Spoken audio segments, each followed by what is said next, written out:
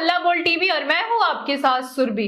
बिहार विधानसभा के नेता प्रतिपक्ष तेजस्वी यादव को शंभू गर्ल्स हॉस्टल मामले में जिस नीट छात्रा की जान गई और जिसके साथ गलत काम हुआ था, उस मामले को लेकर उनको डर है कि कहीं अगर इस केस को सीबीआई के हाथ में सौंपा जाता है तो इस केस का भी हाल नवरूणा कांड की तरह ना हो जाए।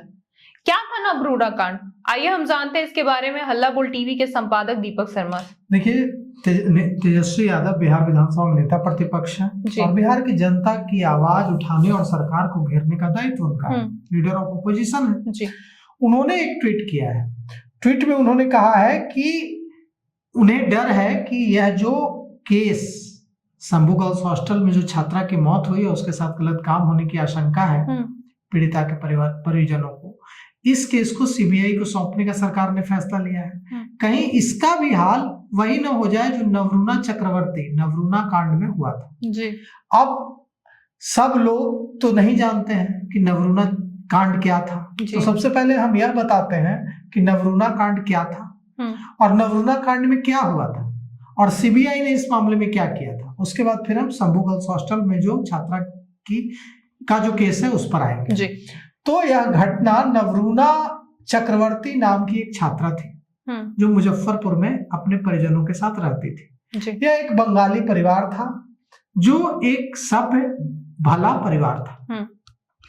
यह नवरूणा चक्रवर्ती का परिवार मुजफ्फरपुर में रहता था। 18-19 सितंबर 2012 की रात की घटना है। 18-19 सितंबर 2012 को मुजफ्फरपुर में रहने वाली एक बंगाली परिवार की बेटी 13-14 वर्ष उसकी उम्र होगी मुश्किल से, उसका अपहरण कर लिया गया और उसकी हत्या कर दी गई। और आपको आश्चर्य होगा कि उसकी हड्डियां उसके घर के पास से मिली गड्ढे से। इतनी दर्दनाक तरीके से उसकी हत्या की गई। अब नवरूणा चक्रवर्ती की जब 2012 में हत्या हुई, मात्र 13-14 साल की उम्र थी जी। बहुत हल्ला मचा और इस मामले को जैसे अभी विरोध हो रहा है वैसे ही उस समय भी विरोध हुआ, जनता गुस्से में थी। इस मामले को सीबीआई को सौंप दिया गया जी। सीबीआई ने जांच की और सीबीआई ने 2020 में इस मामले को बंद कर दिया। कहा कि दोषियों के खिलाफ सबूत नहीं मिला है, किसी को इसमें सजा नहीं हुई, कोई पता नहीं चला कि किसने हत्या की, किसने अपहरण किया, किसने हड्डियां गड्ढे में गाड़ी घर के पास। आज तक ये पहली बना हुआ है, ये पूरा केस पहली आज तक है जी। सीबीआई ने 2020 में नवरूणा केस को बंद कर दिया। कहा कि दोषियों के खिलाफ सबूत नहीं मिले हैं। स्कूल में पढ़ती थी नवरूणा चक्रवर्ती। अपहरण का शक किस पर था? लैंड माफिया पर था, भूमि माफियाओं पर था, जो इस परिवार की, इस बंगाली परिवार की जो प्राइम लोकेशन की जमीन थी उसे हड़पना चाहता था भूमाफिया। और आरोप था कि इन भूमाफियाओं ने उसका अपहरण करके हत्या कर दी। अपहरण के कुछ महीनों बाद नवरूणा की हड्डियां उसके घर के पास से एक गड्ढे से बरामद हुई थी। इस मामले को जांच के लिए सीबीआई को सौंपा गया, लेकिन लंबी जांच चली, वर्षों जांच चली, सबूतों के अभाव में केस को बंद कर दिया गया। और सिर्फ तेजस्वी यादव ने नवरूणा चक्रवर्ती कांड की बात की है, बॉबी की बात क्यों ना करें? बॉबी हत्याकांड की जी। बॉबी हत्याकांड में तो जो हुआ था सुरभि, उस समय तो आप लोग होंगे ही नहीं इस दुनिया में। उस समय बड़े बड़े पॉलिटिशियंस का नाम इसमें आया था और कहा जाता है कि उस समय के जो मुख्यमंत्री थे जगन्नाथ मिश्रा, उनको मिल करके कई पॉलिटिशियन ने कहा था कि अगर आप इस केस को सीबीआई को सौंपेंगे तो हम आपकी सरकार गिरा देंगे। फिर भी केस को सीबीआई को सौंपा गया था। तो बॉबी हत्याकांड में हम आपको बताते हैं कि क्या हुआ था जी। वो भी अनसुलझी रह गई पहले। बॉबी सेक्स स्कैंडल यानी बॉबी मर्डर केस 1983 की घटना है। 1983 में पटना में बिहार विधानसभा में टाइपिस्ट के रूप में कार्यरत श्वेत निशा त्रिवेदी उर्फ बॉबी की रहस्यमय मौत हो गई थी जी। भूचाल आ गया था।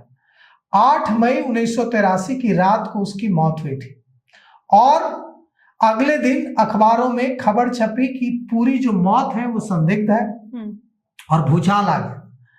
और कहा कि 3 महीने का पोस्टमार्टम रिपोर्ट में जहर मिला है और 3 महीने का भ्रूण मिलने की बात भी सामने आई। इसके बाद कई बड़े पॉलिटिशियंस पर आरोप लगे और उस समय पटना के एसएसपी थे किशोर कुणाल, आचार्य किशोर कुणाल, जो बाद में बन गए। वो उस समय पटना के एसएसपी थे किशोर कुणाल जी। बड़े सख्त आईपीएस। उन्होंने मामले की जांच शुरू की, हत्या के ठोस सबूत मिलने लगे, कई बड़े नाम आने लगे। कहा जाता है कि उस समय करीब 44 विधायकों और मंत्रियों ने मुख्यमंत्री जगन्नाथ मिश्रा को धमकी दी कि केस सीबीआई को सौंपे, नहीं तो सरकार गिरा देंगे। अगर केस सीबीआई को नहीं सौंपा गया तो सरकार गिरा देंगे।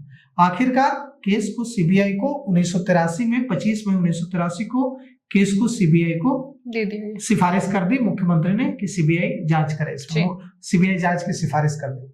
सीबीआई ने लंबी जांच की और जांच के बाद इसे सुसाइड का केस बताकर क्लोज कर दिया। तो तेजस्वी यादव को यही डर सता रहा है कि इस केस को भी अगर सीबीआई को सौंपा गया तो नवरुणा कांड जैसा कहीं हाल न हो जाए। सीबीआई 12-13 वर्षों में जैसे आरोपियों को नहीं पकड़ पाई और जांच बंद कर दी गई, कहीं इस मामले में भी यही हश्र ना हो जाए जी। अगर ये केस सीबीआई को सौंपी जाती है तो अब सीबीआई के भी साख का सवाल है कि सीबीआई इस केस को जांच करे और आरोपी को जल्द से जल्द गिरफ्तार करे। इसको लेके आपकी क्या राय है हमें कमेंट करके जरूर बताएं। फिलहाल इस पेशकश में इतना ही। तमाम खबरों के लिए देखते रहें हल्ला बोल टीवी। धन्यवाद।